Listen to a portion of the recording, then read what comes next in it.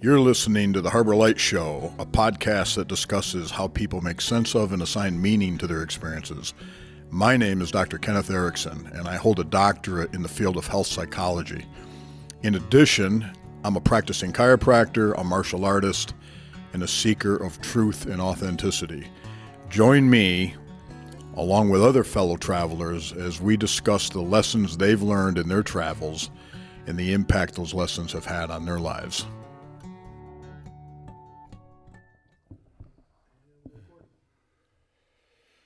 Okay, guys, we've got a really special guest on today, one of my childhood heroes who affected my whole, really, trajectory of my life, Mr. Don Reinhoudt, who really doesn't need any introduction, but I'm going to give him one anyways. I'm looking at your Wikipedia page, Don, and it's going on a lot about what you've done. He says that you took third place in your first international appearance in the open division at the inaugural 1972 AAU World Powerlifting Championships with a 2,150-pound total.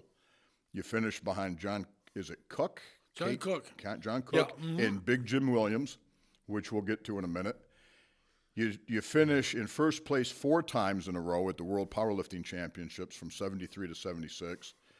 You won the U.S. national titles during the same time span.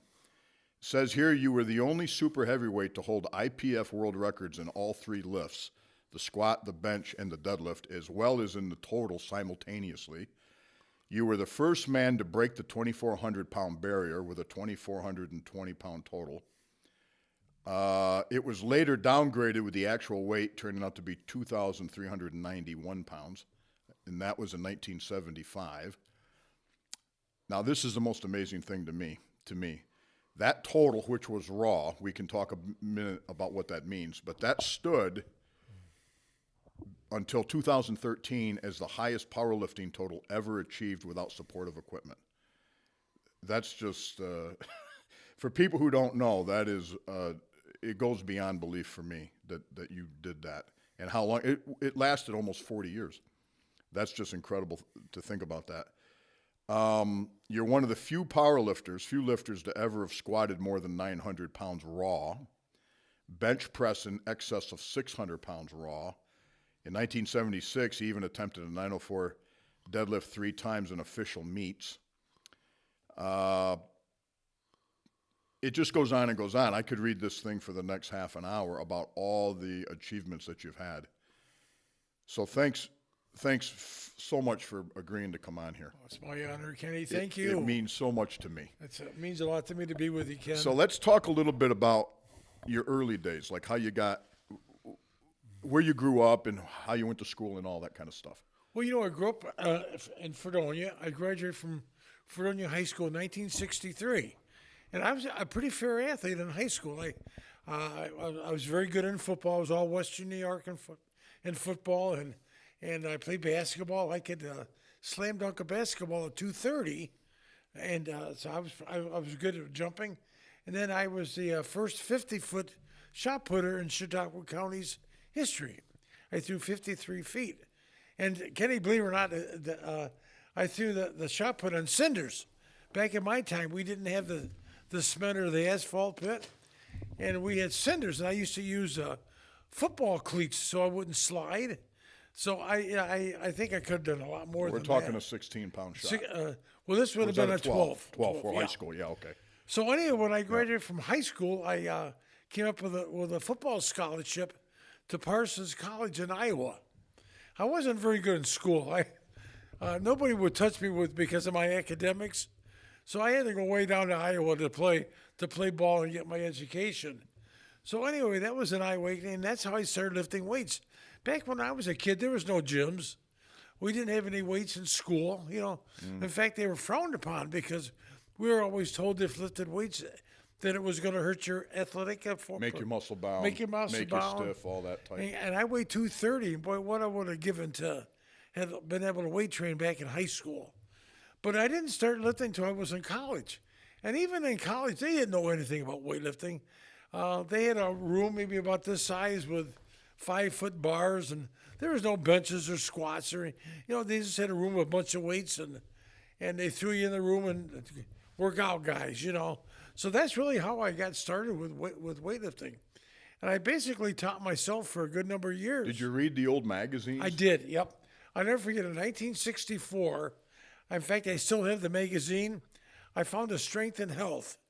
And I reading and kind of getting ideas and things. And so I learned a lot by reading magazines and things. And then as I got into starting to compete years later, I watched a lot of the good lifters. I watched their techniques, and I was never afraid to ask questions.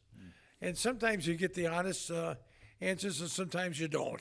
Right. But you know, you live in trial, and but basically that's how I got started, though, Ken.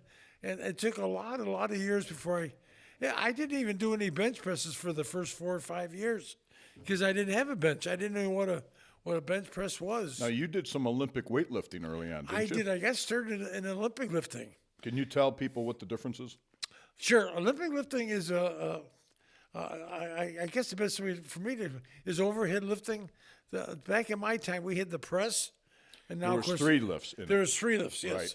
The press and the snatch, and the clean and jerk, and then of course in powerlifting you got the squat, the bench press, and the deadlift. Mm-hmm. Entirely different type of lifting. I never could get the knack of Olympic lifting. I never could snatch. Now, the snatch is you're bringing it over your head in one motion. That's correct? right, yes. I would always drop the bar on my head. Just Did you do they used to have a split snatch? Right. And a squat snatch. Right. Which was you? Would have been the squat snatch. So you tried to get it over your head all in one motion. One motion, into yes. a full squat. Yes. While it was, and then you picked it up the rest of the way. That's right. Now I had no technique, Ken. I mean, there's so much technique with Olympic lifting. Right. And back in my time, I got started in the YMCA, and nobody knew anything down in Akron, Ohio. Mm-hmm. And so I just kind of taught myself, and you're not going to go too far that way. Mm. But I ended up doing an Olympic lift of 370, which probably wasn't bad, not knowing what I was doing. That's a clean and jerk? No, that was a press. That was a press. I did I could press and clean and jerk the same weight. Okay. I mean, believe it, it was crazy. Well, and how much did you weigh at that time? I weighed right around about 235, wow. 240. Yes. In that area there. Mm-hmm. I didn't really start to get big until I got into powerlifting. And what got you into powerlifting? Well, when I was training I was in Akron for several years. Some of the guys used to do powerlifts, and I would watch them, you know, and it kind of got me in, especially the bench press, you know. It kind of got me interested in wanting to try to do that, and I became strong relatively quickly for not knowing really what I was doing. I squatted 540 within maybe 6-7 months, you know, which was pretty good at that time, you know, and never could deadlift very good until I got older in the powerlifting, but it's just something that attracted me. No one in your family did it? Oh, no. I was the only athlete in my family. Mm-hmm. Yeah. My parents were very, very confused why I wanted to do this because I was getting bigger, outgrowing clothes. I was obsessed with lifting. That was my whole life, you know. And I eventually had to sell my mom and dad's house where I bought weights, and that was my gym in the basement. Mm-hmm. When was your first actual power meet? I think my first power meet would have been around 1969 in Erie, Pennsylvania. And I still remember I squatted 650, I bench pressed 450, and deadlifted, I think it was like 605, something like that. And what were you you weren't a super heavyweight back then? No, well, you know, back then, anything after 198 was super heavyweight. Oh, really? Back at that time, Is that right? I weighed right around the low 230s, 240, in that area there. I had to really push my father said was going to catch up to me one day, but I had to really work hard to get to be big. I mean, I really a lot of milkshakes and you ate whatever. Oh, whatever, and then eventually I got up to around 280. Right. And I got stuck at 280 for several years. You did. And I knew that if I was ever going to compete against these big time lifters, they all weighed 340, right. 350. I had to really, really go to town, and I did. And now, how much supplements were there back in those days? Gosh, not many, Ken. I got everything I got was from York. and it's the worst tasting. Oh, I had diarrhea more than I kept it in my. I can remember in my those stomach. days. You Yeah, know, I remember those days. I never forget it. I got this again came from New York, but they had this Desiccated liver. Yes, and I would drink that. Oh my gosh! But I would drink several of those big bottles a day. Right. And I don't know how I did that. What was your favorite food to eat back in those days? Oh gosh, I used to like. I've always been a big meat eater. And ice cream, lots of ice cream with, peanut butter on it. Anything to get protein, Anything, calories. yeah, anything. Right. So it's just whatever I could. So when did you start competing? Like when did you go over 300 pounds? Well, that would have been back probably around 1972. I started getting up around 305 Okay. in body weight. Yep. And that's when I started to lift the bigger. The first meet I ever got into, I think I totaled right around 2,100. I mean, bigger meet. The one in Erie was like 1,750. Mm-hmm. But when I started getting to my own, I was right around 2,100, which I knew I was kind of on my way. That's getting to very elite. Back at that time, it was a good total. Yeah. Yeah. But then again, you had John Cook doing 2350 and Jim Williams 2225. Now, what kind of supportive gear was there in those days? We didn't. All we had at that time was ace bandages for your knees, and then the York. We used to use the York belt, which was real thin leather. I used to blow out those belts every couple meets. I just would blow them out. So the hook, you mean, it goes in the leather, right? would Yeah, rip it would. Yes, because the leather was so thin. so thin. Right. Right. Wow. But that's all we had back then. Just for T-shirts or wrestling Just singlet kind of thing, regular or tank shorts? tops and shorts. That's it. But in 73 is when they formed the International Powerlifting Committee, and they banned everything. Everything, we weren't even allowed to wear knee wraps. So the first couple of years, we had to really lift with no support. I mean, no knee wraps. Could you have a belt? You can wear a belt, But that's it. but those York belts really, when you look at what wasn't they doing have much. today, no, Yeah. So And it was just you. it was absolutely. Yeah. And that brings me to this next thing is what you did, what they call the raw total, the raw lifts, which means no supportive equipment. That to me is the most impressive thing. And now that record that you set was almost 40 years until somebody broke it. That's something.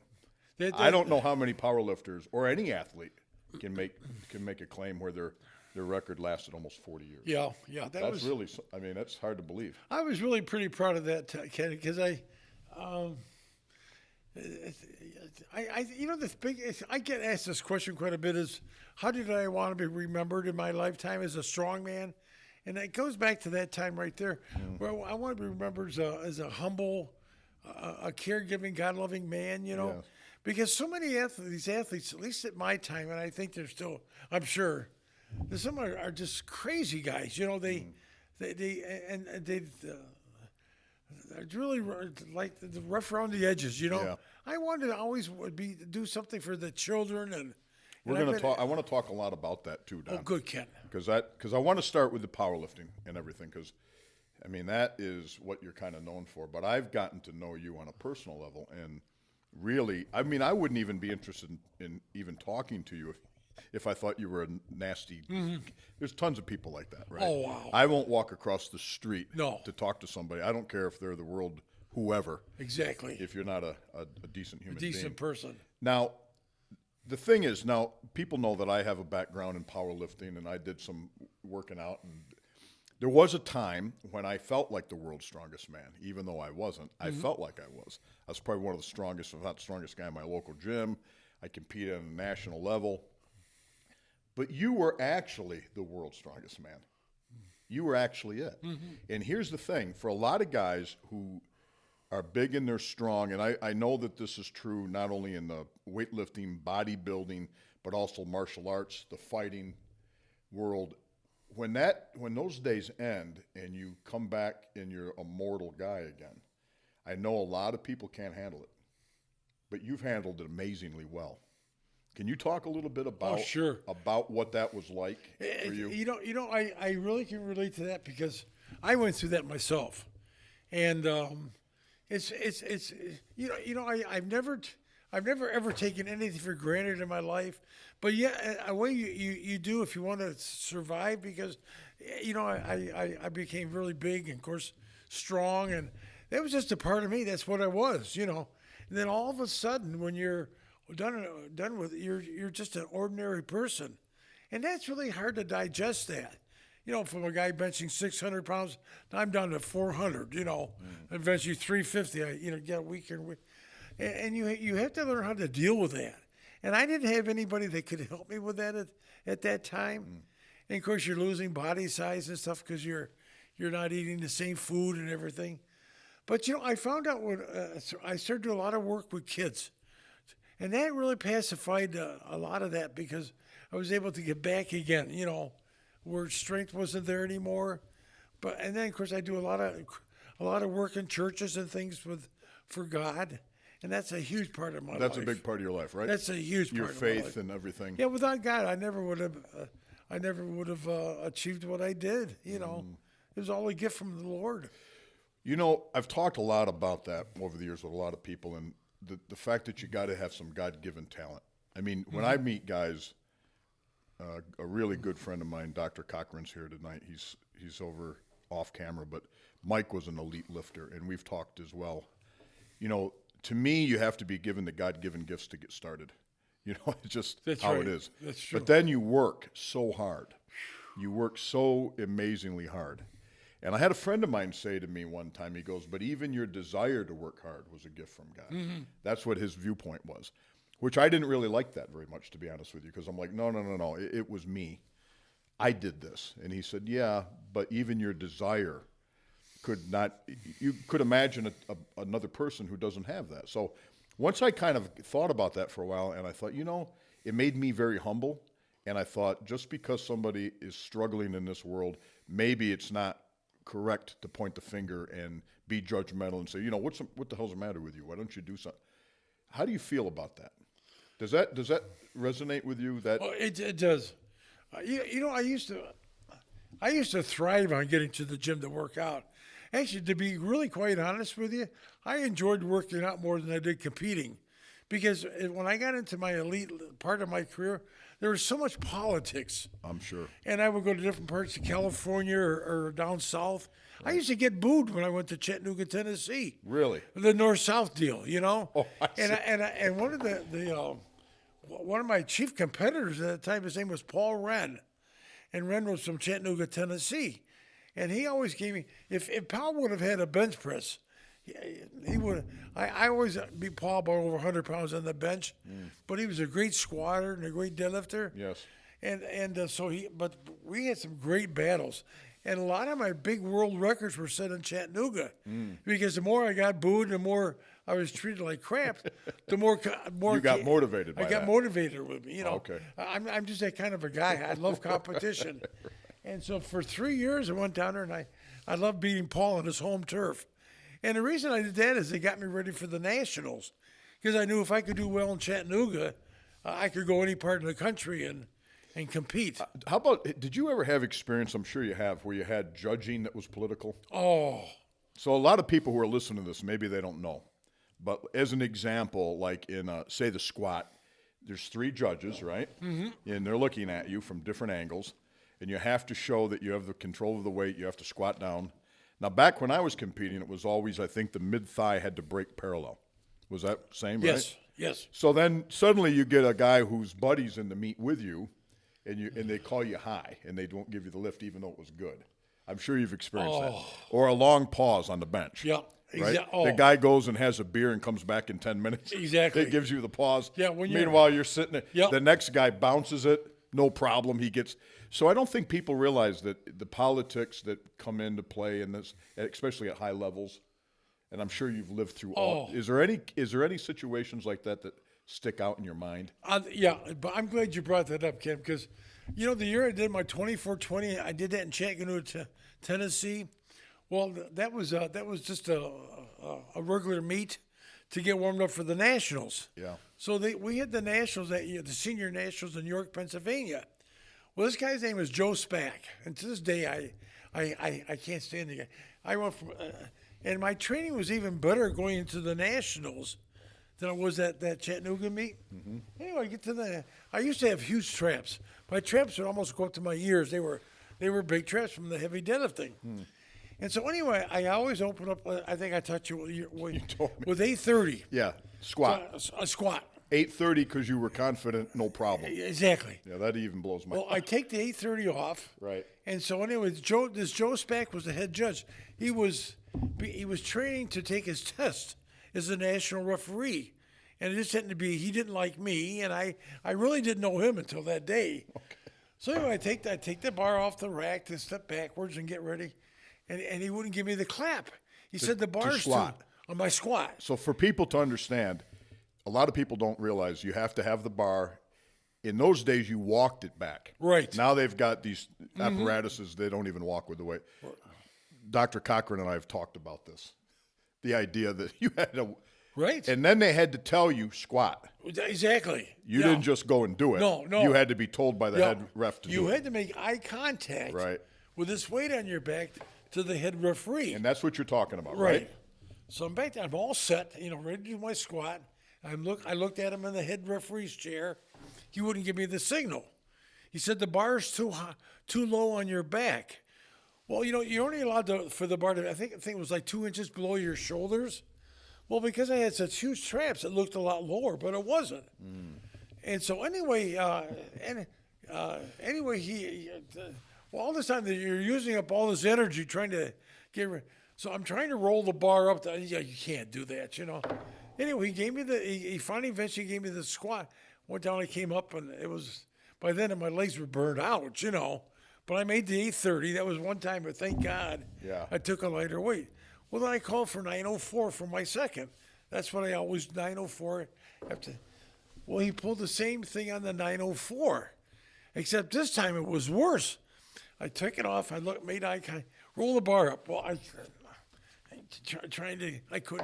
Then he said, re-rack. He told me to re-rack the weight. Well, then, once you step with the weight, so I took the step to, then when he did that, then he clapped for me to squat. Well, I knew right away I got 3 reds, but I hadn't even squatted. So, but now I'm really mad, Right. And that was so I re-racked it, and I took the same thing on my third. So what I did, which I almost got kicked, I took the bar and I threw it off my back, the 904. I said to Joe, I said, I won't use the language. Right. But I said, if you're going to screw with me, you can pick the bar up. I said, you're playing with me. And of course, the crowd, everybody's booing him, because you knew what they were doing, He wanted to bomb me. What was his issue with you? He just didn't like me. For what reason? I don't know. To this day, I don't know. He was a little bitty guy. He was a very intelligent. He was a CPA. He was a guy that should be stuck in the back room, somewhere not talking. Nobody liked him because he had a terrible personality.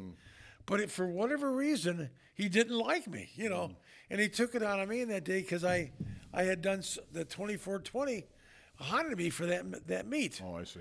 So anyway, the time I got through with that day, my total was, I think I might have come up with like a 2250 total, which was, I mean that's a good total, but yet not for what I could have done so much more if I had been played with, Wow. But anyway, Kenny, this goes back to that's an example right there. So I went up to him after the competition. I'm really furious, and I won pretty easily, but that wasn't the point, I won't use the language, of course, but I said, why did you do that to me, Joe? He said, well, I said, no, I have never been called in my life, nor had I ever been called afterwards with that bar being that low on my back. It wasn't that low, Right. But it's just a way of playing with a mind. Yes. And then when he told me to re-rack it and then gave me the clap, I mean. Well, and that's a dangerous thing when you're dealing with that kind of weight. Oh, yeah. You could get severely injured from it. You sure can. Yeah, that is a terrible thing, really. People don't have any idea. Oh. That's crazy. Now, you got to know a lot of different people. You knew football players and you knew pro wrestlers and powerlifters. And I know you and I have spoken privately about a lot of stories we're not going to talk about. But is there any standout people that you when you think back really made an impression on you? Oh, yeah. One of my very dearest friends used to play with the Pittsburgh Steelers. His name was John Kolb. Right. And I met John Kolb at the World's Strongest Man competition. And to this day, I've always been, at least I think I'm pretty honest with my heart, John was probably the strongest guy there. Was he a football player? He was a pro football player. He played offensive tackle. And he was the smallest guy there. John was about 6'3", weighed right around 260. And now, almost all of it, we were well over 300. All of us were. Right. And John took fourth for 2 years. And right from that strongest man, he had to go right to football camp. So, I mean, he didn't have the chance to train like myself and others did. Right. But John was he was just a naturally strong and mentally sharp as a whip, I mean, he used his mind. I'm always fascinated with the mind, because mind plays such a big role in sports. Yes. But John had one of the strongest minds, and he could comprehend very quickly, like these different lifts that we had to do at the World's Strongest Man. Yes. None of us knew what we were going to do till we got there. And John could digest very quickly. So there was really no way to train for it. No, there really wasn't. Now, my understanding is, I don't follow it too much these days, but the current group of strongmen know pretty much. They have an idea and they actually train for the things that they have a circuit now, Ken. Right. We didn't. You guys had no idea what they might ask you to do. One meet a year. 1 meet a year. And there was no telling what they were going to ask of you. Yeah, that's the thing about when you're trying to compare, different eras of strongmen or athletes. It's very difficult because it's not the same world anymore. Yeah, it's different. Right, it's a much different thing. Yeah. Now, we talked about Larry Pacifico, right? Yes. Which is, I think Dr. Cochran had mentioned, I believe that was the guy. So can you talk about him? We talked a little bit before we started today. Larry was one of my better friends with Powerlifting. He was just an amazing man.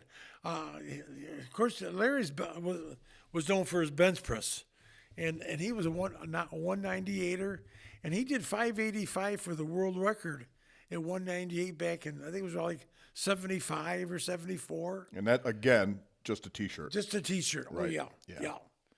Just an amazing. But he's a 9-time world champion. Wow. Won 9 world championships in a row. Wow. And just an amazing strong guy. Yeah. And a nice guy, you said. Yeah, very nice person. Yeah. Yes. Yeah. Well, how about like pro wrestlers? Now you knew a lot of big pro wrestlers, I did. right? I became good friends with a lot of wrestlers. Any stick out in your mind? Well, Lex Luger, which probably a lot of us know, was one of my favorites, and he was from Buffalo. His real name is Larry Fole.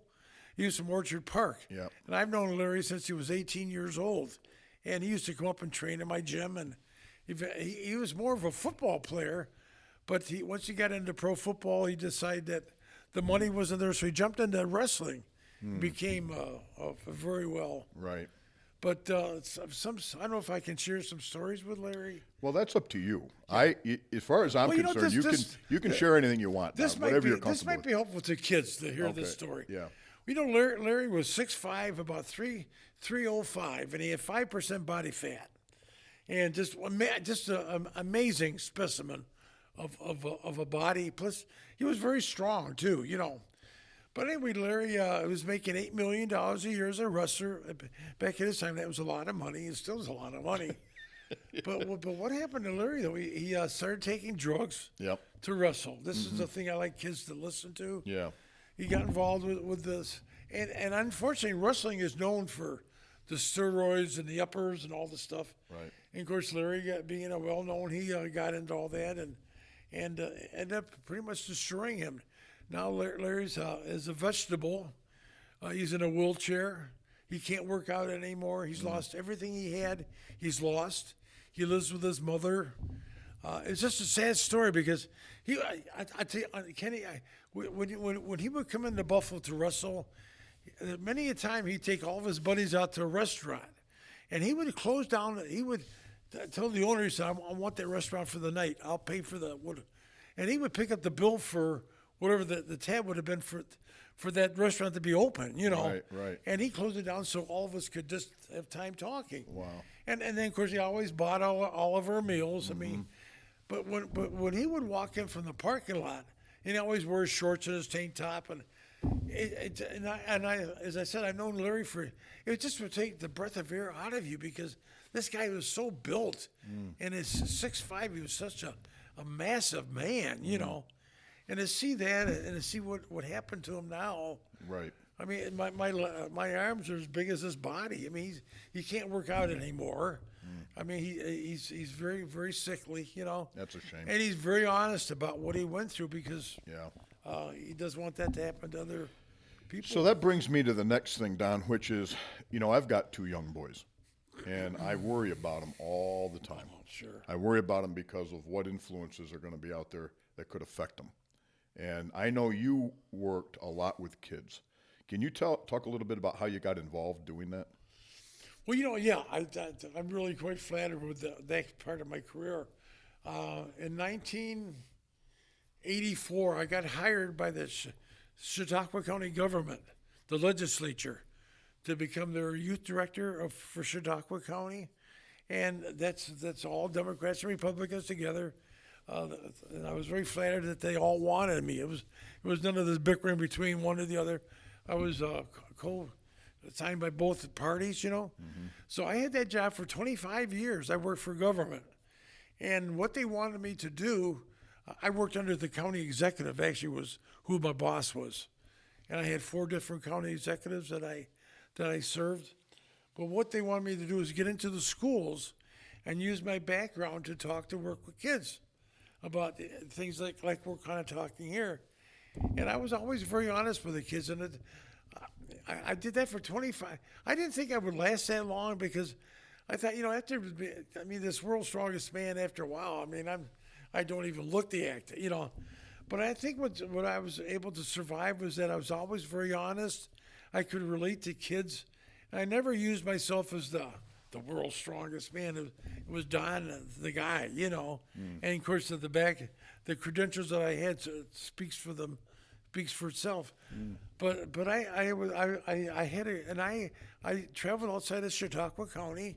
I went up to Erie and Warren and Russell. I talked to your wife, Lander, Russell. Yeah, where my wife's from. Yep. Yeah, I got into. In fact, she thinks I might have been at her school. Oh, I'm pretty sure. Yeah, I'm pretty sure. Yeah. So I really did a lot of things, and then up to Buffalo. Went up to Buffalo a lot to some of the. Did you work with kids that were like at risk or troubled youth? I worked with all kids.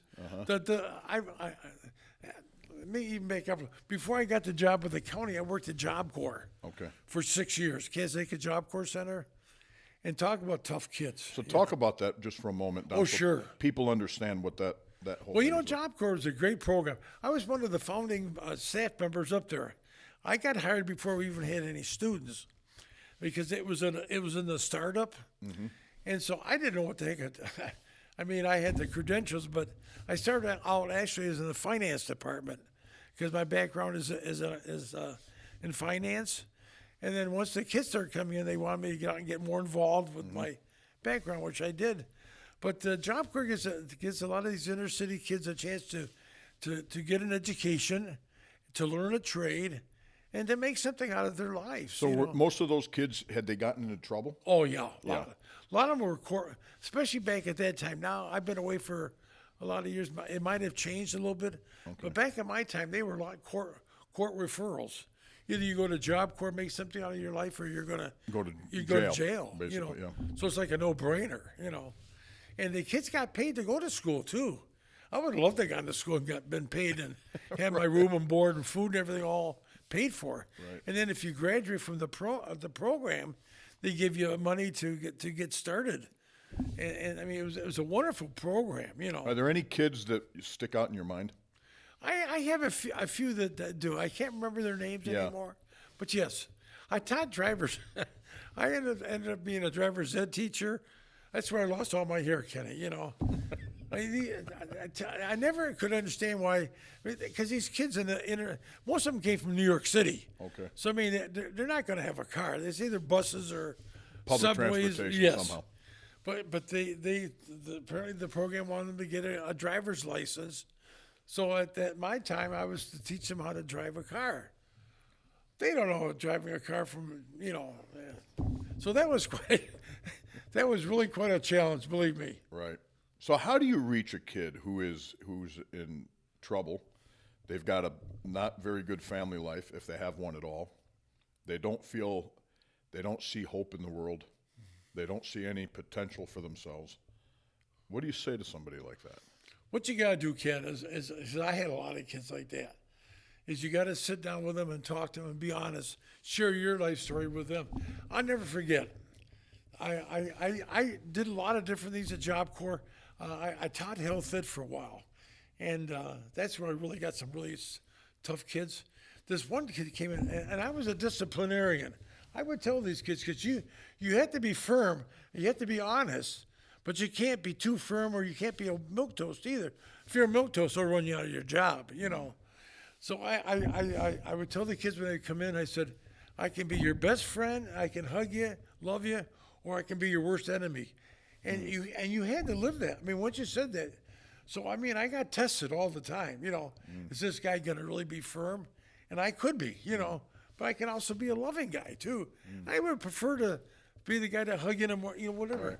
But every so often, I had this one kid, this one day came in, and when I was doing my lessons, I expect you to sit and listen, you know. That's only being respectful. Well, I'm doing this kid's yipping, and so so anyway, they got to the point where I ended up into a little things I wish I hadn't got. So I kicked the kid out of class. You know, I said, "That's get out of here. You're not going to disrupt my room." So that was the last period of the day. So, but I told them, I said, "But you will stand out in the hallway, and after school, you and I are going to get it on."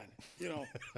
And I mean, I was really angry. You were really mad at this because guy. all the kids would look at me. If I didn't back up what I said, right, I'm going to have 20 kids on me, you know. Right. So that is it. So anyway, the class all went and everybody left. I brought him in my room and we sat down and we're talking. And this kid was violent. You know, all those 4-letter words and this and that. And he says, "You don't scare me, Mr. Strongman." I said, "I don't want to scare you, but you can't go through life by giving people the finger every minute. You can't do that." Well, he pulled his shirt up. He had scars all over his chest. They were from knife fights that he was into. He said, "If I can take a knife fight right out," he said, "I can take your best punch."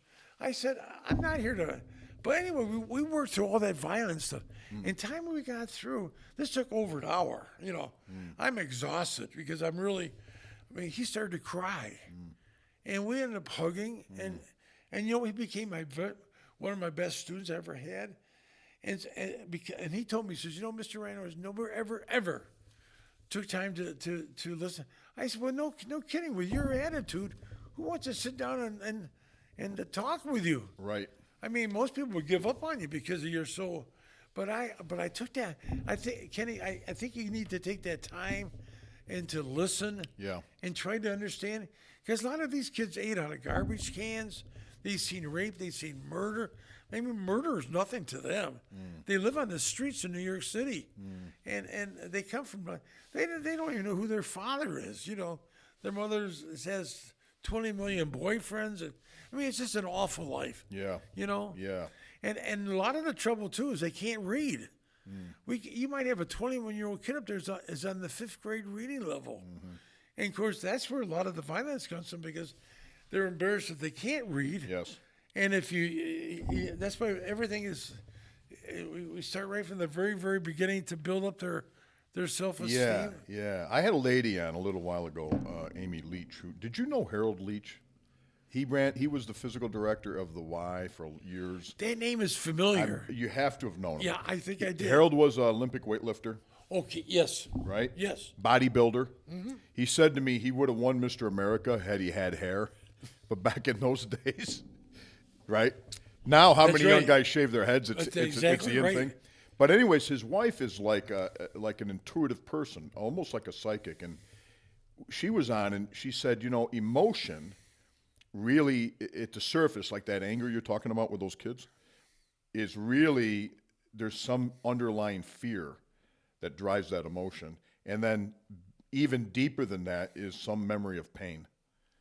They've been injured somehow. Yes. And I think the longer I go down this pathway called life, and the older I get, the more I reflect not just on other people's pains and fears, but on my own. And I think about how much of my life has been a reaction to pain, to some emotional pain. And then, you know, I remember being a kid and having a lot of fear, being picked on and bullied, and a lot of violence in my life. And I got tired of being afraid. And then anger felt better to me than fear. And then I spent a lot of years angry. But anger will kill you and everybody around you. That's right. Can you talk a little bit about that? Like your understanding of how anger and fear and all those types of things feed into what you're talking about? Well, Kenny, I went through a lot of that too. I was not a very good student at school. I was a below average student. And so I used to, but I've always been a pretty big guy, even before I got into weightlifting. So I was always considered the dummy, the dumb jock. The big dumb guy. You can play football, but he ain't very smart. Yeah. In fact, my football coach, my senior year, I was all Western New York in football, which is pretty good, And I was captain of the football team. And I'll never forget my coach, the first game of the year, before we went out on the football field, he giving us a pep talk. He says, Reinhoudt, you're our captain, I don't want you to make any decisions tonight if there's a penalty because you don't make very good choices. And so, after hearing that, it doesn't take long that you really have a pretty crummy self-esteem with yourself. Yes. And I'll never forget, I was always picked on, because big guys are supposed to take the Right. the stuff, And I got tired of being picked on. So when I stood up for myself, I never went out looking for a fight. I never have, and I never will.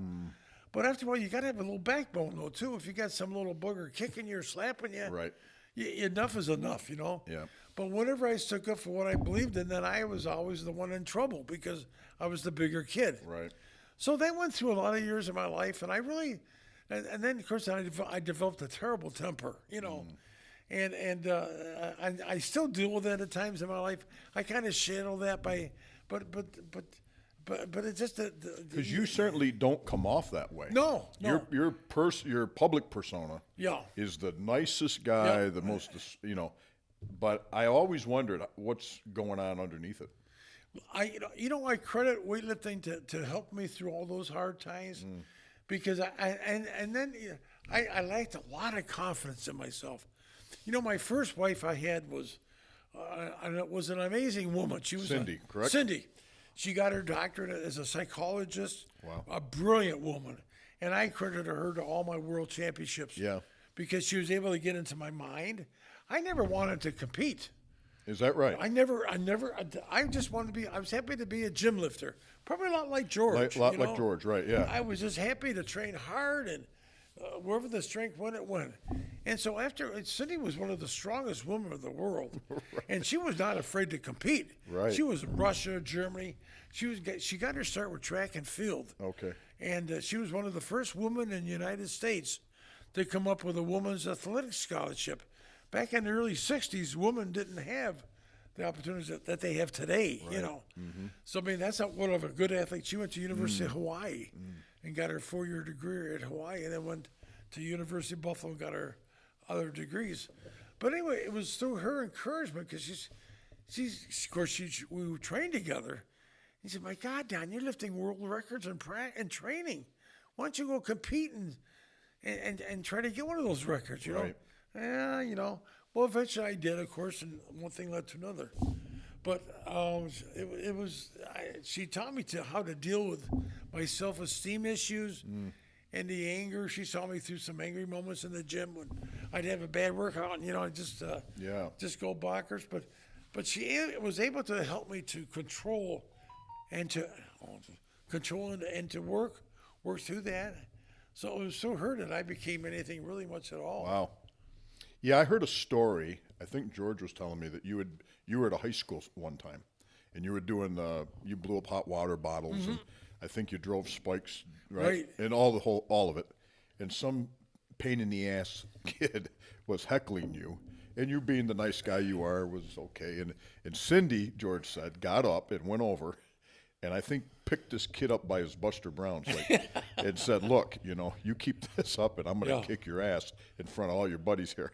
And he was like stunned. Oh, but George he always told me that story about her. Yeah. She was not going to put up with it. No, she did all my dirty work for me. Because you'll get a kick. In the world's strongest man competition, the most important event is the tug of war, because they take the top 4 and they get into the tug of war and they double the points. So you could be number 4 and you could end up winning the competition. Oh. And that's what happened to me the year that I took second place. You would have won that had you I was not beating slipped William right. through the whole competition. Yep. And we got into the tug of war, and he beat me by just. Of course, he doubled the points, and he ended up beating me. Well, anyway, that was hard to swallow because Bruce had a mouth on him that. Yeah. You know. He knew how to push your buttons. Oh yeah. He was a school teacher from Los Angeles. Okay. Very smart. Yeah. Very aggressive athlete. Right. But not really a real nice person. Yeah. Right. Well, anyway, 2 guys were sitting in Cindy was in the bleachers, and these 2 guys were sitting up there, and they were drunk, and they were. Of course, I didn't. I'm down below in the sand pit, you know. Right. But she could. They were mocking. Look at that fat on me, and she turned around and she cold cocked him. Did she really? She said, "That's my effing husband. Don't you ever disrespect him." God, boom, hit him in the chopper. You know? My God. I thought, my God, you're lucky you didn't get arrested, you know. But yeah, she defended me, right? She Wow. was, as I said, she was a very bright. Yes. You told a story where you always would open with what, 850, 840 in the squat?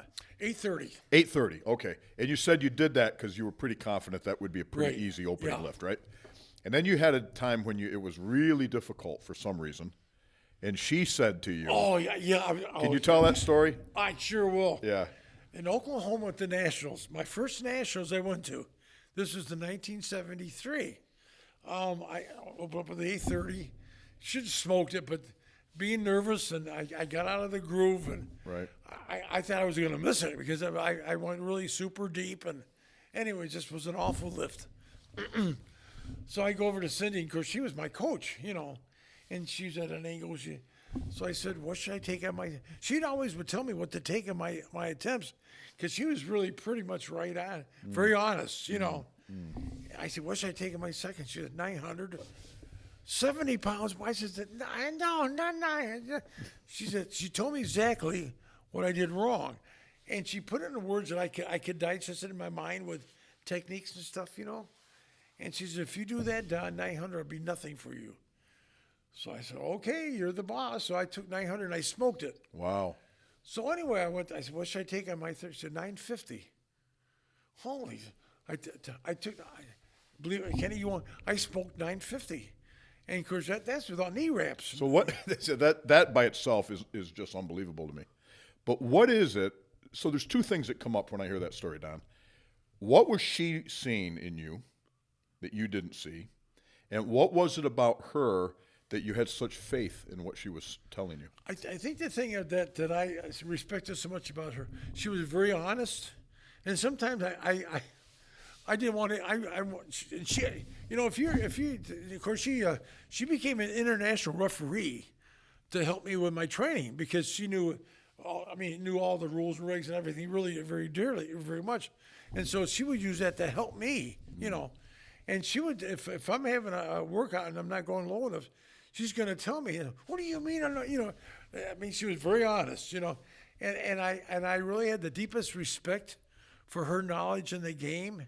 Even though she was, you know, back at that time, there was always that male woman deal. Yeah. I never got hung up on that because I respected her so much, and I just knew that she could put things into words that I could digest. So you've said the word honest several times today. Right. Can we talk a little bit? I'm always interested. I try to get through the surface stuff. And I always try to get into what they call first principles, right? The idea, what are we really talking about? We can talk about stories and this and that, but it all comes down to some fundamental ideas in my mind. One of them, I think, with you is this idea of honesty. You talked about it with your wife. You talked about it with the kids you've helped in your life. What is it, to me, what I want to know is, what is honesty in your mind?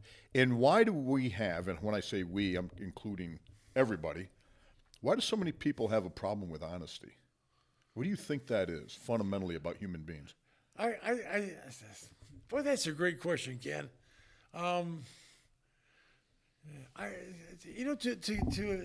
To advance in our lives, Ken, whether it's in education or whatever. We need to have people be honest with us and tell us the truth. Don't flatter me and tell me how great I am when I'm not not good at all. And then you find out in the real world that you're going to fall flat on your face. I think something like that. Right. And sometimes we don't always want to be told that we want to be told, but yet it hurts to have. Do you feel it matters who tells you and in what way they tell you? Exactly. So if they tell you in a way that's shaming, oh yeah, that's as opposed to I really believe this person has my best interest at heart. exactly. They love me and care about me. Exactly. That's what it is, Kenny. Absolutely.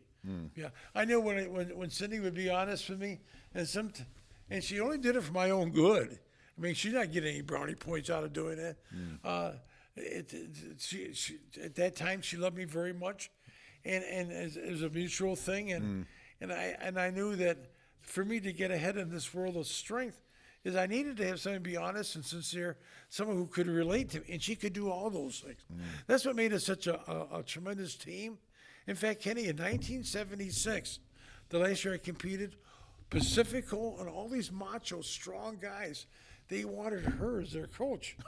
And she did that, Because they respected They respected her honesty. Wow. They knew what she was doing for me. Yeah. And where there's, woman, you didn't find women involved with these macho, strong guys in on the platform, Yes. And she could relate to them, and they saw in her what I saw as my wife, that I had this tremendous advantage, So it's interesting too because powerlifting is viewed as a solitary thing, not a team sport, right? But the truth is, if you don't have good coaches and training partners and all kinds of people in your life, I don't know that you could be successful at anything. Oh, I don't think so either. I mean, life really is not just about being a solitary individual person, even though some sports are looked at as that's a solitary, right? Right. But how could you really do it? I mean, how can so to me, that's one of those things where I think people have to realize that the most successful people, and you're obviously one of them. I mean, I'm sitting here across from a living legend, but you're humble, you're giving credit to God, you give credit to your ex-wife. I mean, that to me that for me is what I respect most about you. Thank you, Ken. Because that just speaks volumes about what kind of person you are. I've dealt with a lot of famous people. I'm fortunate to know a lot, and not every single person I wouldn't even want to waste my time, because I think the truth is a lot of their achievements was an attempt to cover up something, and they're not honest about things. And that to me, because as well as I do, even better than I do, your time at the top is short-lived, no matter who you are. Even though you had a record that spanned 40 years, your time at the top is going to be fairly, and then you're left being a human being and being who you are. That's right. And if you don't have honesty and a decent, life could be a pretty rough thing, I would think. Oh, wow, it sure can. So talk a little bit, if you're comfortable, Don, real quick, about just how your faith plays a role in your life and how you see that fitting in with competition and just generally. Well, Ken, of course, that's been a part of my life for so many years. But without faith, I don't know how I could have dealt with a lot of things in my life, even outside of lifting, I'll never forget, I wanted to be the best so bad, Ken. And I worked so hard. And I had a lot of tests with my character with, not winning and second place. And I would work so hard, And I never forget, I had my own gym in the basement of my mom and dad's house. And I would sit down there and I would turn the lights off. I'd be all alone. And I would talk to God. I'd say, God, if you only would just give me 1 second that I could just prove myself, I would be so loyal. I would use it as a tool to work for you. And I don't want that to sound hokey, but I mean, it was just me and God in this dark basement. And after it didn't happen overnight, though. I think God tests us with, are you really sincere, Don? Do you really mean what? I mean, if I don't let you become the best in the world, will you still love me? Yeah. And so anyway, but eventually, of course, I got there, and I never forgot that, because I just feel that everything I have is because of God. And can I share another story with you? I wish you would. One of my very dearest friends, his name was Tom Buck. And Tommy was a state trooper that was involved with the drug, but Tommy had a great future with the state police. He worked out of the Faulkner barracks and eventually was in Fredonia. And of course, I met Tommy through the gym. He was an avid weightlifter. And so we became very, very friendly. And what happened, Tommy was involved with a drug bust, got pricked with a dirty hypodermic needle. And back at his time, back in the early 80s, they didn't know anything about all this drug awareness. Yeah. So he got the cirrhosis of the liver, which eventually killed him. And from a 250-pound guy that could bench press 400 pounds, when he got sick, I mean, he got deathly sick, and all of his muscle, all of his weight lost. So he had to retire. He was only 35 years old. Well, I was right in the top prime of my career, and I loved this guy. So he was so special to me. So I made him my manager. I knew I needed.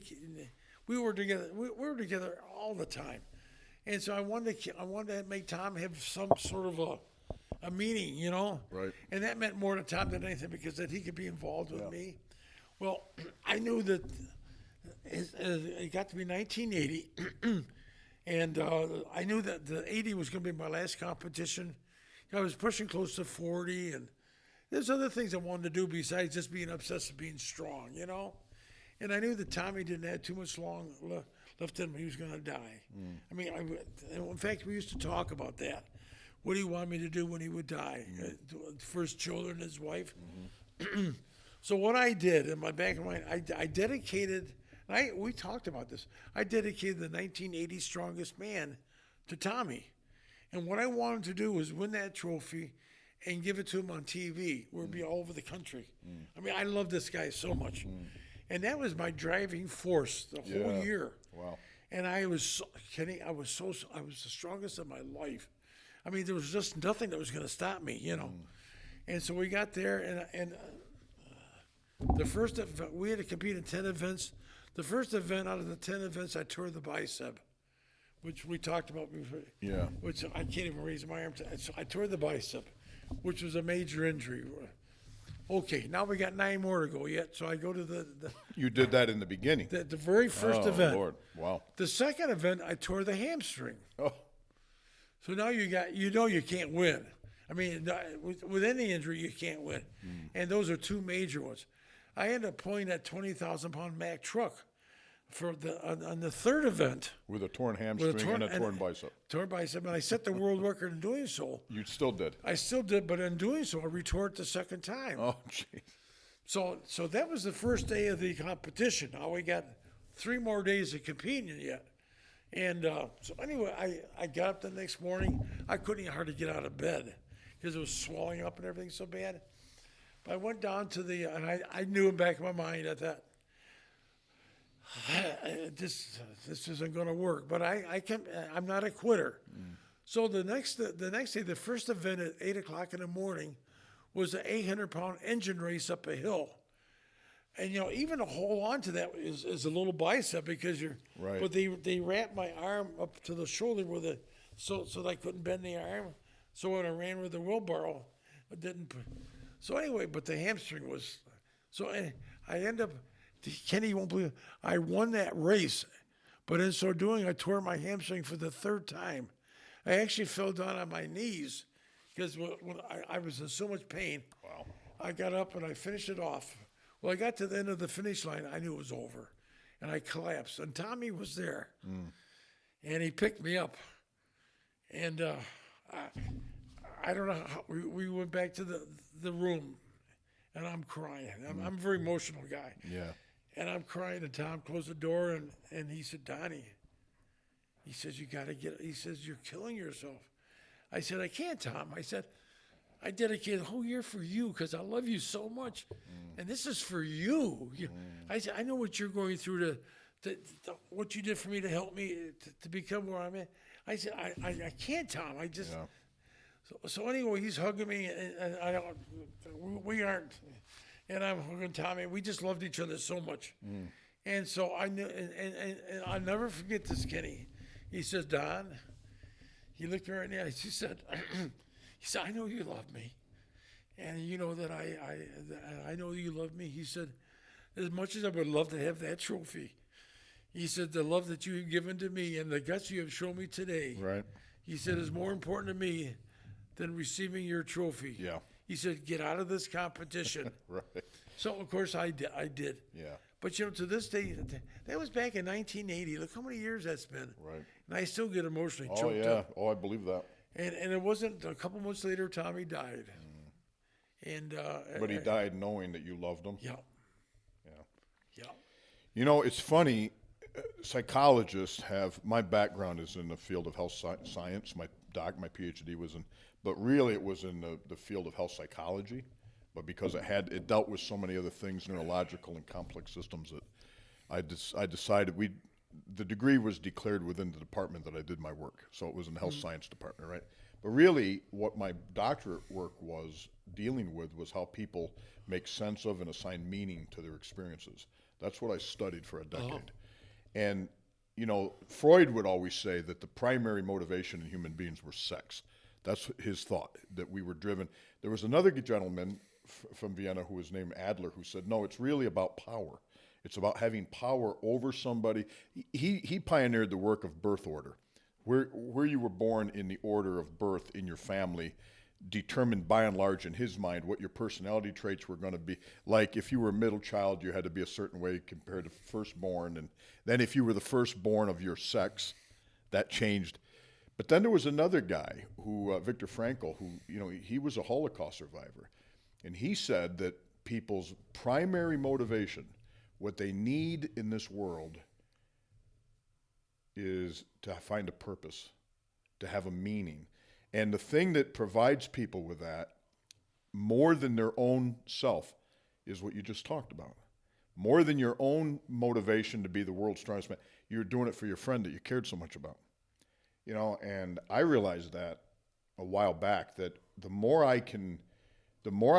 my life becomes purposeful, the more I can do for somebody else. Mm-hmm. Because I feel there's a thing called the wounded healer, and a lot of people have been wounded, not just physically, but emotionally. They go into healing arts, or they go into like what you did to work with kids, because the more you can help somebody, you get helped as well from that. You get healed a little bit. That's right. And it's a very emotional thing. I mean, what I don't think people realize that I do think they're going to get after today is the depth of who you are as a person. To me, I've gotten to know you over the last year or two more. I've known of you. You were one of those guys, bigger than life kind of guys that I didn't really know. And then we talked through a mutual friend. We had lunch that time back a couple years ago, right? Yep. And I just immediately linked up with you. I just knew this guy is a great person.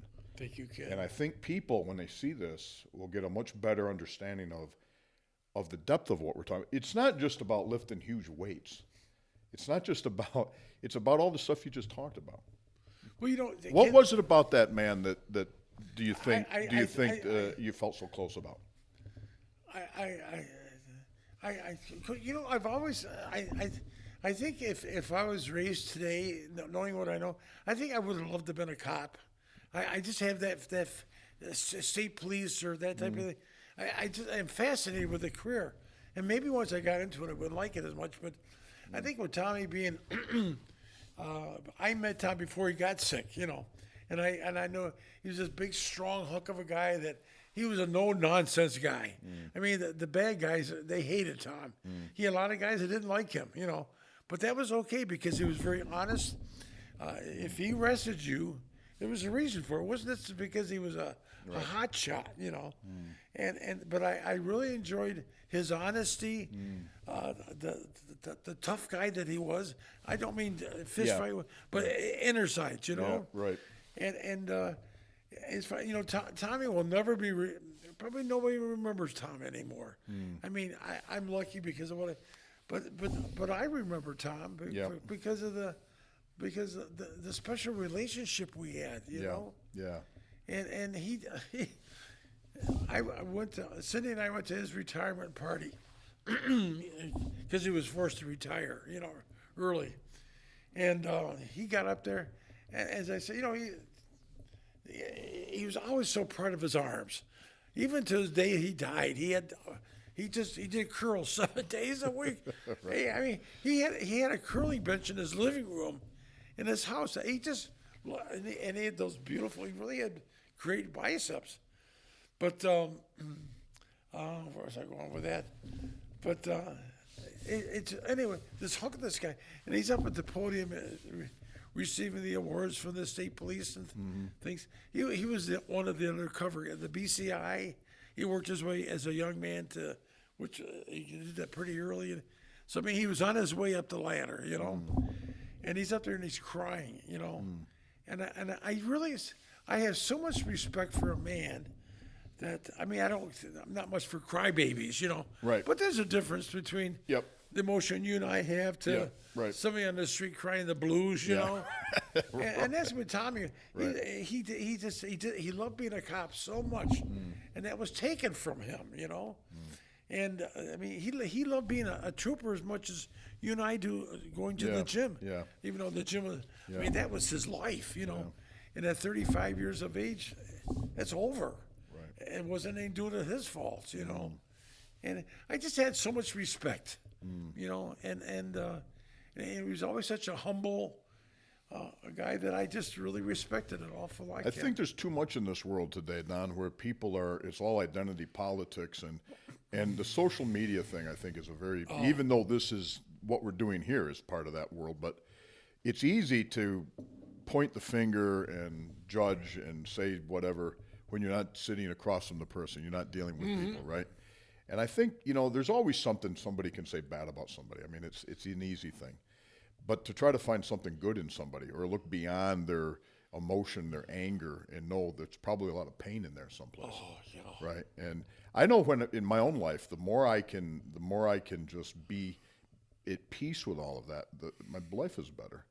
It's just better. Exactly. And I'm always trying to think in terms of even people who've injured me or harmed me, why did they do it? I mean, was it something that I deserved, or was it really more about themselves, the pain that they've carried? Yeah. Not that you can always be around that person. That person may be somebody you have to avoid.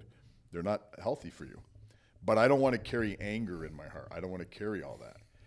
Did you struggle with that a lot? You mentioned that earlier on. Did you struggle with a lot of anger issues? You said that you I did. And the way I think I got over so much of it, Kenny, is by working with kids, is using myself as an honest person. I mean, when I worked with these kids, I would tell them how I was picked on and knocked down and beaten up and called a bellhead and all these awful names, And I'm laying on the ground crying because I hurt.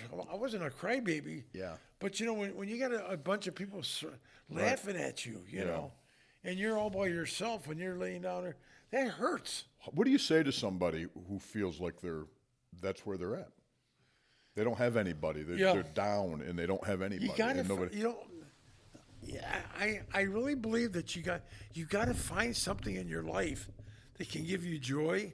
I found lifting weights was not only was it good for me, it was good for me emotionally, Kenny, because I got so much of a high of it, and I was respected but I found lifting weights in the gym, you don't have to compete. Right. I mean, I found as much joy, as I said, working out as I did competing. In fact, a lot of times even more so. I probably enjoy working out more now than I ever have in my life. That's true. For one reason, I've had some health issues, and so lifting heavy is not a good idea. Right. But I gave up that quite a while ago. I can actually go in the gym now and just lift for the pure enjoyment of it without even – it doesn't – I mean, weight is not even an issue at all. Exactly. Yeah. But you have a couple people maybe you work out with, and you have some camaraderie. And, that's right. And you have some fun. It's I actually enjoy it more now in a lot of ways. I do too. Yeah. Yeah, I the amount of weights that I lift anymore, probably a middle school kid could outlift me, But I keep my weights really, really light. I do a lot of reps. Yeah. I love the burn. Now, I bet you didn't do that as a competitive power, right? No, when I was... What was a high rep set for you, 5? 3 or 4. 3 or 4, yeah. Right, triples were high. But those 3 reps were ball busters. Now, we talked earlier, you worked in, and I did the same thing because I was taught how to lift by a guy named Chuck Jamblatter. Chuck was a national weightlifter from Jamestown. I hope to have him on here. Mm-hmm. That guy is an amazing guy, 165-pound guy. But no one else did it. totally self-taught, self-coached. I think it was '84 Olympics. I went to Vegas with him and to try out for the Olympic team. And the funny thing was that year, every year prior to that, if you were the national champion and it was an Olympic year, you were on the Olympic team. Because you're number one. Right. That year, for some reason, they decided to have an additional qualifying meet. It was too soon. Guys were already shot from the nationals. yeah. But him and I went to Las Vegas together. That's a funny story. He's 106. I was about 2 whatever I weighed back in the day.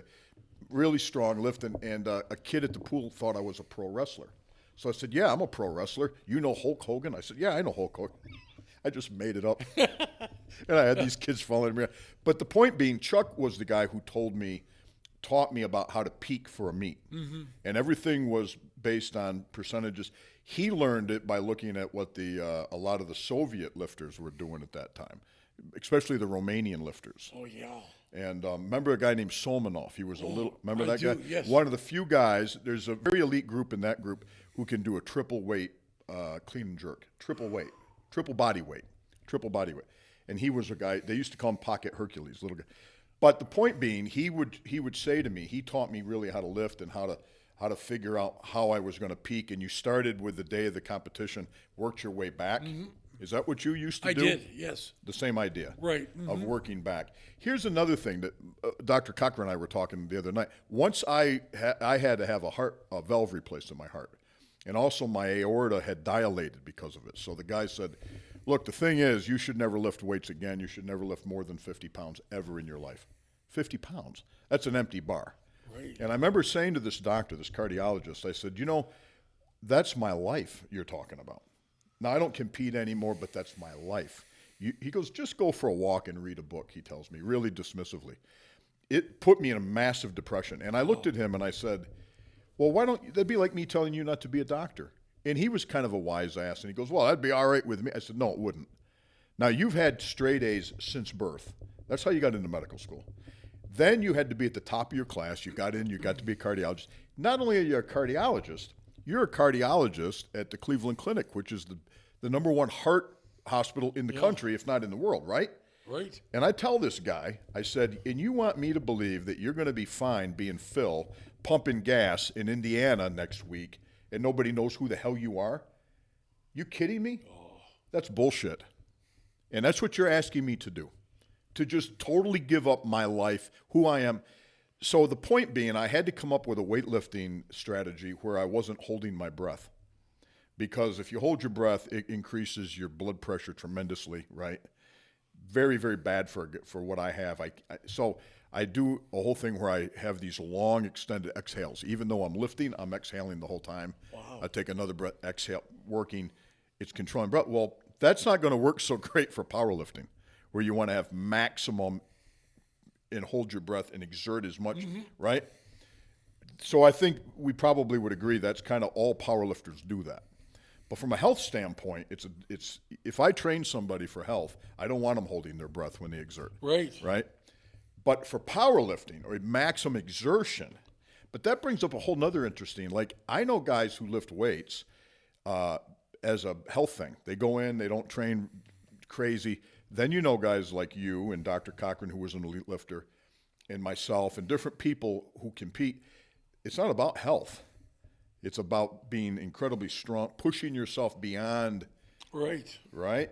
So in a lot of ways, elite athletes, it's not about health at all. Would you agree with that? Oh, I agree, yes. And a lot of times it can destroy you. Yeah, it can. Because if you take that to a point where now you're using all kinds of drugs and you're using, and I mean, they'll do it. They actually did a study one time where they asked elite lifters, if you could become a world champion or win a gold medal or do whatever, and you knew that if you did that, you would die within a few years. You'd be dead after that. Or you could live a nice long life, but be the average guy. Most of them said, I'll take the short life. Yeah. Can you talk about what you think the motivate? My suspicion is when people excel to an extreme, often it's in response to some underlying pain that they're trying to get beyond. Does that ring true for you at all? Everything you said, it does, Ken. Yeah. So how do you how about somebody who's not been the world champion, or in my case a national, like a teenage kind of guy, but now all of a sudden they've retired and they don't know who they are, or they've gone through a divorce and they don't know who they are, or they've been injured and they don't know who you know, when I was recovering from my heart, I remember I had to walk. I couldn't walk across the room. I couldn't do anything. I couldn't stand up, right? I sunk into a massive depression, terrible depression, where if I had had a button that I could have pushed, I would have just said, and I even told my wife it'd been better had I never woken up. And I meant it. Yeah, I understand that. And I was on a walk one day by myself, and I kept thinking about you for some reason, because I understood that you had been through some health challenges. I did. Are you comfortable with talking about any about that? Absolutely. In fact, Kenny, I had 6 bypasses. I was just about ready. I wasn't too far from dying, And I went in. The only reason I went in for the Cleveland Clinic, my sister lives in Cleveland, and she and my mother, I just got through a bad divorce, depressed, and I didn't care what happened to me anymore, And so anyway, I went to the gym every day, and I'm putting all these school exhibitions on, which are really quite demanding, because I'm the one doing the talking and the strongman stuff. So anyway, I blow up hot water bottles, and if that doesn't hurt in the heart, I don't know. Yeah, I can't imagine. I mean, So I went for my checkup because my mom and sister just said, you don't look good. I thought I was okay, but what do I know? Well, I never left the hospital. They said, you're not going home. You need to bypass surgery. You got 6 arteries that are plugged up, and I don't know if you're going to die today or tomorrow, but we're not letting you go home. You need that heart surgery. Well, holy smokes. One minute I'm told I'm the strongest man. Another minute I'm told I'm going to die, Wow. So that was quite a shakeup. So anyway, I've always tried. I told the cardiologist when he sat down and talked to me, I says, you're full of SHIT. You don't know what you're talking about. And this guy was the most humble man. He could turn around and say, you know what? Screw you. I'm the doctor. Go ahead. You don't need the surgery. Die. Right. You don't mean anything to me. I don't even know you. But he was really pretty cool, and he let me spot. It was just out of fear. Yeah, right. I'm crying. Right. I mean, I can't. That's a long drop, man. Oh man, I can't go back to work. I got to call my people in Mayville, tell me I'm not coming back to work. So you thought you were just going in for just a regular checkup? Yeah, I'm going to blow them away. Right. Oh man, I never made it off the treadmill. I mean, they put me through a lot of tests, So anyway, when I got my comported, the doctors are sitting there like you and I are, and he was very cool, I love this man, And so when I got through spelling off, I said, Doc, I'm sorry. I don't mean. I said, I'm scared, and he says, you got every right to be scared. He said, Don, you're not the first one to swear. He says, I got cuss words at me all the time. He said, I know where you're coming from, but he said, you are really in bad shape, and you will die. He said, I told him what he didn't know anything about me. I said, he had no idea who you were. No, I told him that's one time I was a strong guy, and I said, now I go out into schools and I blow up hot water bottles. I said, you blow up, He said, do you want to die in front of a bunch of kids blowing up a hot water bottle? He said, do you want to imagine what they would do to these kids that have somebody drop over dead in a school assembly? Right. I mean, and right. I mean, I drove nails on a born group light. Yeah. I did all that stuff, Yeah.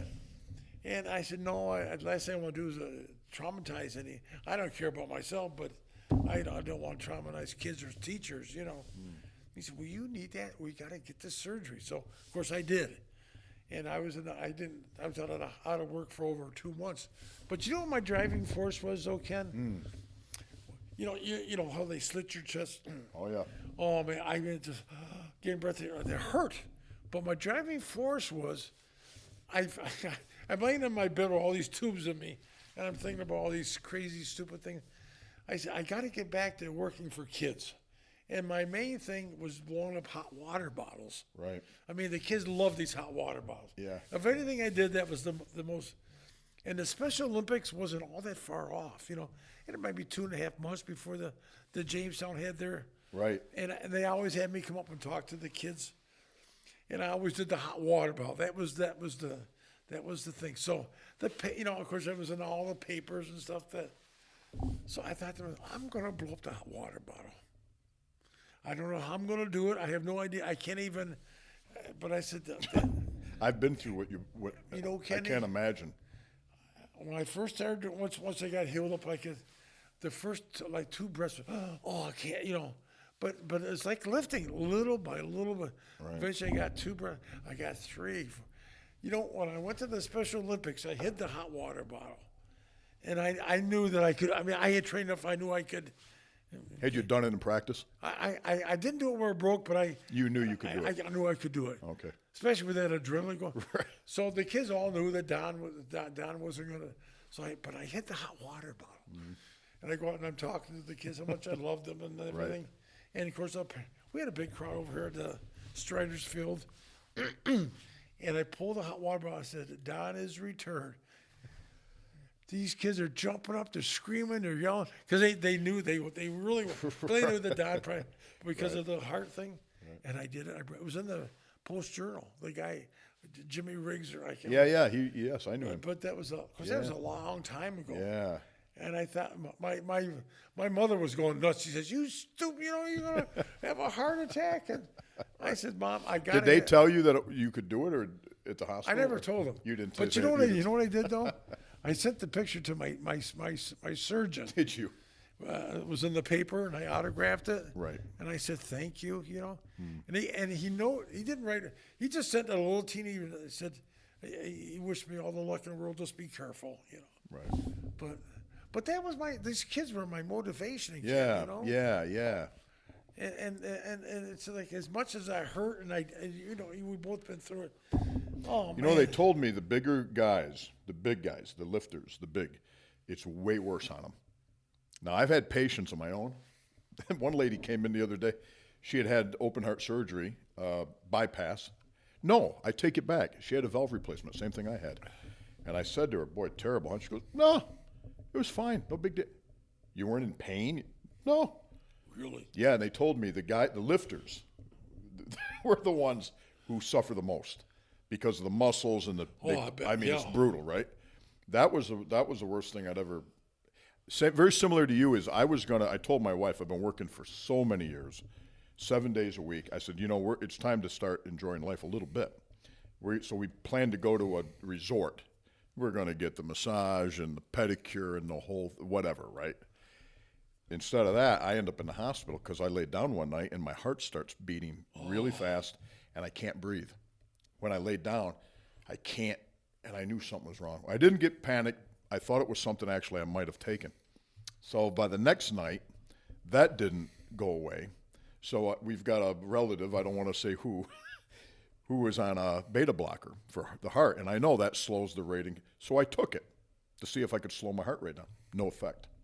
So then I was going to drive myself up to the hospital because I knew something was wrong. Well, I just thought maybe they were going to say, well, we can do whatever and you're fine. No, they said, you're not going to the spa. You need open heart surgery, period, And similar situation. I was like, it was almost a disbelief. And then I had no idea how bad it was going to be. And fortunately for me, there's a local guy who's a weightlifter who he doesn't compete or anything, but he's even older than I am by a year or two. He's had 4 heart attacks. He keeps lifting heavy. He breaks all the rules. He had it done, and he actually was one of the first guys to show up in the hospital and talk me through. And he'd call me like every day or 2 days and say, "How you doing?" He goes, "I know it was going to be worse. I didn't want to tell you how bad it was going to be, but it will get better. It will get better." You know what I mean? Yeah. But that was such a terrible, hard thing to go through. I felt vulnerable. I felt depressed. But here I am still, right? And here you are still. So that's right. So, but I remember on that one walk, I thought, because Kelly had told me you'd been through something. Mm-hmm. I thought, man, I have really got to talk to him to find, because my problem was, Don, I said to the cardiologist in the Cleveland Clinic, I said, do you have any cardiologists here who's been through open heart surgery? No. So I told the doctor, I said, you know what you know about it? Nothing. Now, you know what to do in terms of the medical treatment. You know what drugs to tell me to take. You haven't lived this.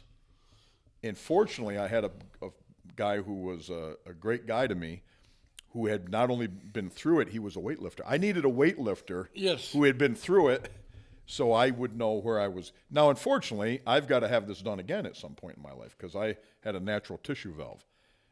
Mine is not a one and done. Mine is you'll get 12 years, maybe 15, and then do it again. Uh-huh. And I'm like, oh my God, how am I going to do it again?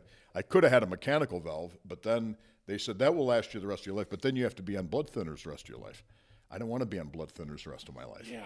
So I had to make that choice. And then after the surgery, I thought, man, I screwed up. I should have went with the mechanic. I can't go through this again. But my hope is that in another, that was 4 years ago. So if say I get another, God willing, 10 years, they'll have techniques where they don't have to do the whole. Right. Yeah. I understand it. Yeah. So I was kind of hedging. I was betting on the advancement of modern medicine. Yeah, yeah. So I wouldn't have to go through it again. But it's a challenging thing. It is. It's a challenging thing. I'm on blood thinners, Kenny. Yeah. I had a stroke maybe 5 years ago. You did. And I was, thank God I didn't. I was in the hospital. I was up in Buffalo, But I had it. I was eating lunch with my mom and my sister. Yep. And I felt like I was going to throw up. I was eating a Big Mac, And so I got from I didn't want to at the table, so I tried to get myself to the bathroom. Okay. Well, as soon as I stood up, I blacked out, and it was a stroke.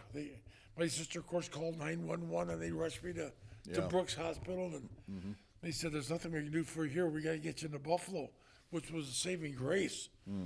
So I think it was Millwood Fillmore where they took me, and they immediately started putting chemicals and everything.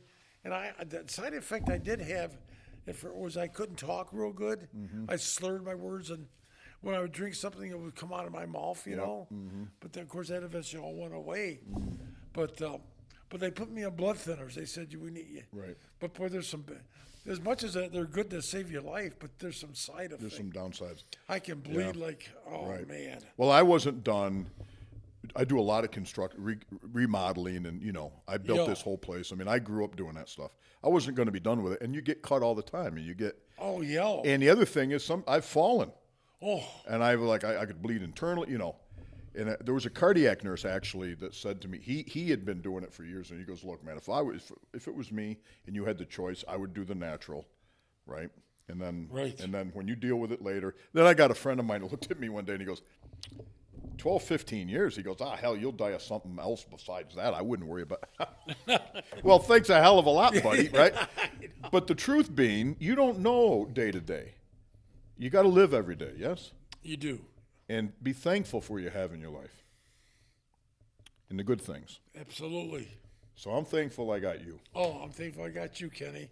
All right, I love you very much, buddy. Well, I appreciate it so much. You're a very special friend, and I'm glad we had this chance that we could really get into. Well, I think we've covered a lot of stuff, and I think people have a much better understanding of who you are as a person and and how unselfish you are, man. It's just amazing to me. I know you made my boys' day. Oh, thank you, Ken. You should have seen when I told them about you, and I got the videos on YouTube. Uh-huh. Now, they can't relate to weights.